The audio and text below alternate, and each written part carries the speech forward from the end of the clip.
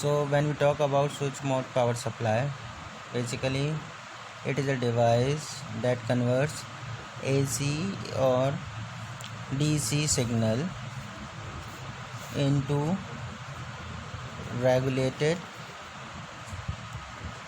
DC output.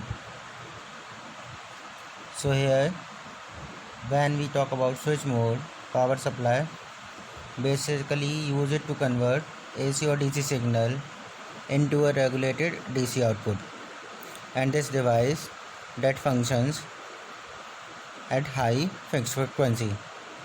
So here we have high frequency switch. So this device that is having high frequency switch. There are some advantages of high frequency switch.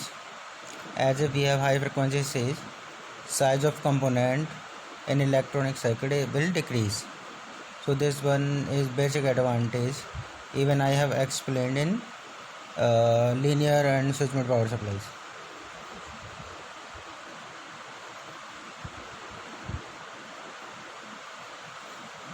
So basically when we talk about SMPS, it is a device, a DC or EC signal into a regulated DC output.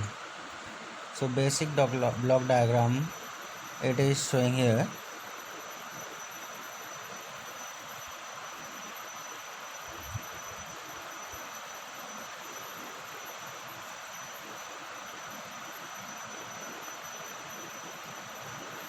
So let us try to understand how this device functions right now.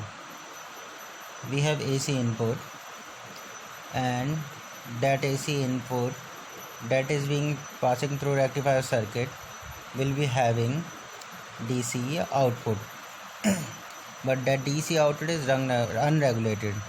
So what we are doing, we are using this circuit which is what regulating signal. Here we have a switch and we will be giving a PWM generated wave. These pulses are modulated pulses. So what happens during this period, the switch is on and it will allow the signal to pass at other side, and after that the signal is given to filter circuit. So after filter we will be having regulated output. Here there could be directly unregulated DC as an input. Then that rectifier will convert into regulated DC.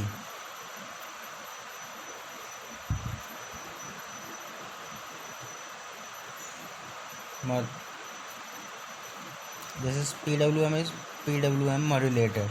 This will regulate to required DC output signal. Let us try to understand it with the help of waveform.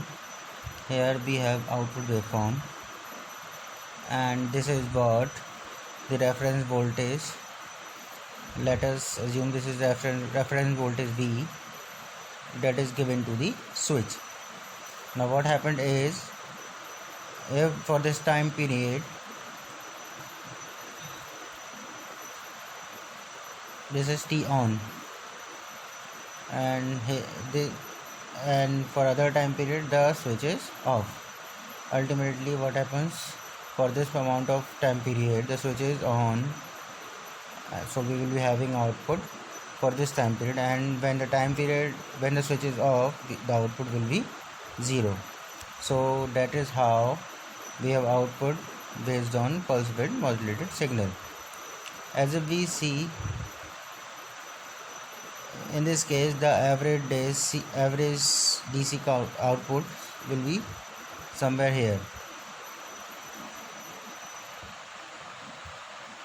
I will explain how to calculate those output.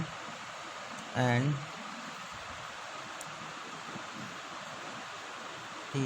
I will be increasing the bit. If I will be increasing the bits of T and time period, so now for that much amount period the switch is on, and the lesser amount of time that switch is off.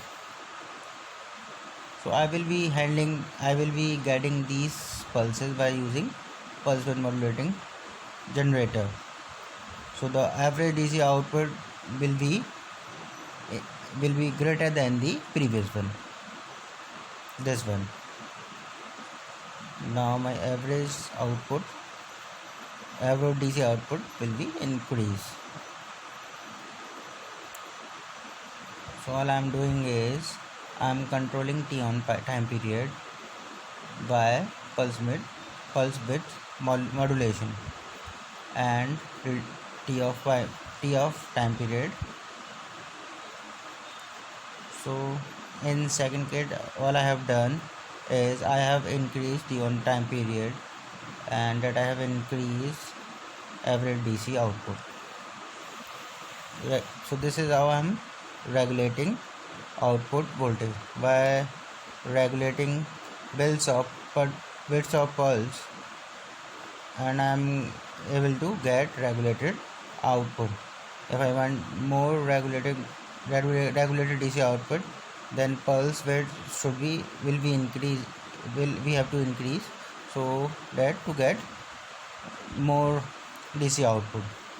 And if I want less DC output, I need to decrease the pulse width using PWM generator. So how to calculate the average output? It will be reference voltage into T on time divided by T on plus T off. And this is what called duty cycle. So V into D is duty cycle, and this duty cycle can be controlled by pulse width modulator generator. So ultimately this is how PWM functions, and that PWMs is being utilized in switch mode power supplies. So this is a brief basic block diagram of SMPS. There can be more block diagram, but this is the simplest one to understand the SMPS.